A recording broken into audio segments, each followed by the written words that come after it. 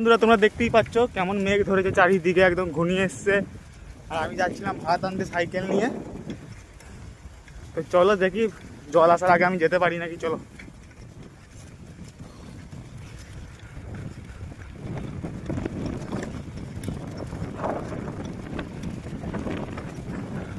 তো কাদের কাছে আজকে জল বৃষ্টি হচ্ছে আমাদের কমেন্টে জানাও। তো এত ঝড়ের মধ্যেও কি সাইকেল যাতে যাতে ভিডিও তোমাদেরকে দিলাম, এনজয় দিলাম। আর কেমন লাগছে দেখো। তাই সবাইকে বলছি যত পারবে ঝেড়ে লাইক কমেন্ট শেয়ার করো আর সাবস্ক্রাইব করো, যত পারবে করো।